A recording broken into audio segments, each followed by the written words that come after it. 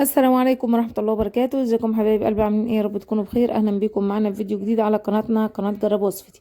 كل سنة وحضراتكم طيبين وبألف خير. اول فيديو لينا السنة دي ان شاء الله، سنة 2023 ان شاء الله. يا ربنا يجعلها ان شاء الله سنة سعيدة علينا، وكل سنة وحضراتكم طيبين وبألف خير. النهاردة هنعمل مع بعض تزيين تورتة سهلة وبسيط. هنعمل مع بعض من بداية التزيين. احنا عملنا قبل كده في كذا فيديو. عملنا في فيديو طريقة عمل السبونج الشوكولاتة والسبونج الفانيليا. هسيب لكم لينك الفيديو في صندوق الوصف، وعملنا كمان صوص الشوكولاتة هسيبه لكم برضو في صندوق الوصف. النهارده هنعمل مع بعض كده الكريمة. معايا كده زي ما انتم شايفين كوباية ونص من المياه المتلجة، وضفت عليهم 3 معالق من السكر او معلقتين ونص. ومعايا كوباية ونص من الكريمة اللباني الخام البودر. طبعا اهم حاجة عندي نوع الكريمة يكون كويس علشان تطلع معاكي طعمها حلو. تقدري ان انت تضيفي عليها معلقة من اللبن البودر، وتقدري ان انت تضيفي عليها كريم باستري. وتقدري تسيبيها بدون اضافات خالص. لكن يعني بعض الاضافات دي بتديها طعم ونكهة حلوة. هبدأ ان انا اقلب معايا كده كويس. الاول مبدئيا دوبت السكر كويس كده معايا في المية، وبعد كده بدأت ان انا انزل بالكريمة، ونزلت بمعلقة من اللبن البودر، وبدأت ان انا اضرب معايا الكريمة بالشكل اللي انتوا شايفينه على المضرب لحد لما توصل معايا للقوام المظبوط. في المقطع ده انا لقيت معايا الكريمة تقيلة شوية، بدأت ان انا اضيف كمان نص كوباية من المية المتلجة. طبعا ده على حسب نوع الكريمة معاكي. في كريمة ممكن تاخد قد الكريمة مية، وفي كريمة ممكن تزيد عنها شوية، وبرضو على حسب الصيف والشتاء.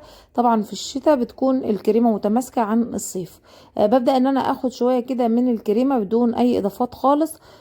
وهي لسه بيضة زي ما انتوا شايفينها كده معايا في كيس الحلواني. الكريمه التانية هضيف عليها جانيش شوكولاته. عملناه قبل كده برضو في فيديو هسيبه لكم في صندوق الوصف.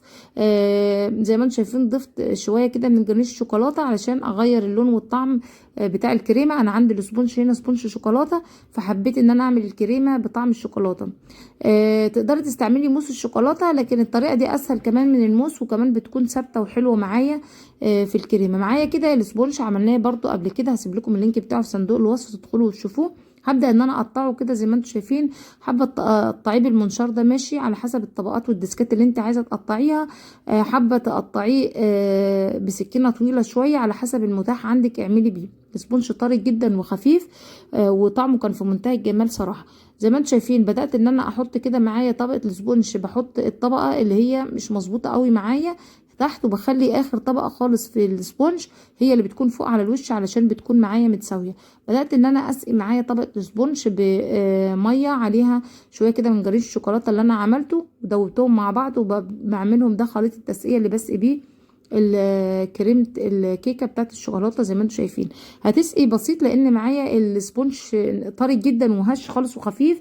لكن لازم تسقي يعني حاجات بسيطة كده علشان الطعم كله يتجانس مع بعضه، وتكون معاكي الكيكة كده رطبة وطرية.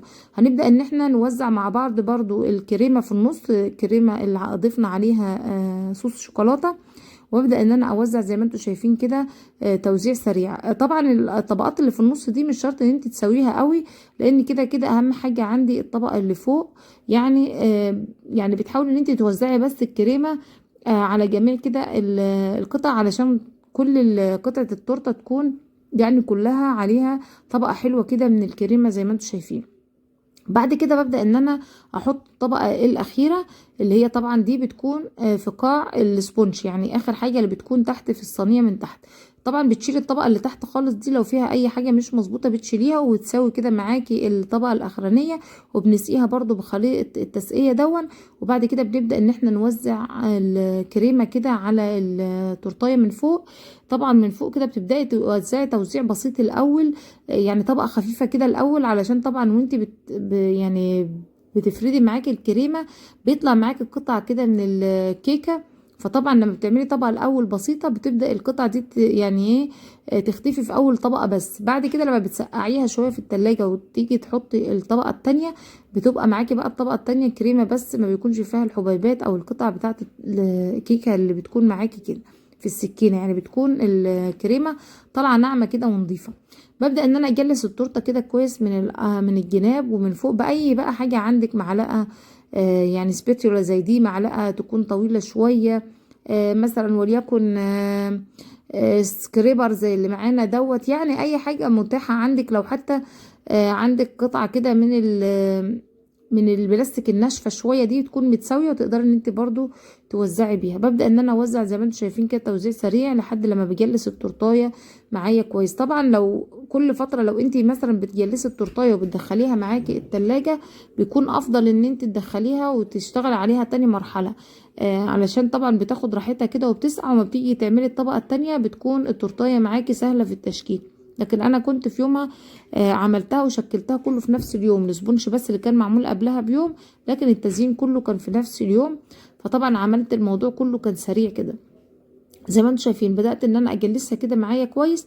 طبعا صوص شوكولاتة عملناه قبل كده، هو عبارة عن ربع كيلو من الشوكولاتة الخام، شوكولاتة المطبخ. تقدري تعمليها شوكولاتة داركة او شوكولاتة بالحليب، وتضيفي عليها مع كوباية كده من الحليب، وبتضيفي عليها معلقة كده من السيرب التقيل، او لو في عسل ابيض برضو تقدري تحطي، وكمان معلقتين 3 من الزيت، وبنحطهم معانا على النار يغلوا كويس. وبعد كده بنسيبه يبرد معانا، وبيكون ده جرنيش الشوكولاته.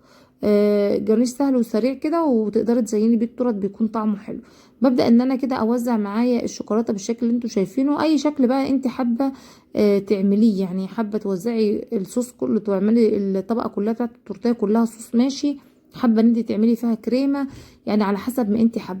بدأت ان انا اعمل وردات كده في النص. انا كنت في البدايه هنا كنت هعمل التورته نصين، لكن بعد ما عملتها زي ما انتم شايفين كده رجعوا اولادي قالوا احنا عايزينها كلها تكون شوكولاته، فرجعت تاني وخليت الجزء اللي هو فيه الكريمه ده خليته كله شوكولاته. طبعا ما تغلطيش الغلطه اللي انا غلطتها ده، لما حطيت صوص الشوكولاته الاول وجيت اعمل الوردات كانت بتطلع معايا شويه كده بسرعه من القمع بتاع التزيين. فانتي لو بدأت الوردات الاول وبعد كده حطيتي الصوص، فهيكون اسهل وافضل معاكي ان انت تشكليها تطلع معاكي شكلها كويس.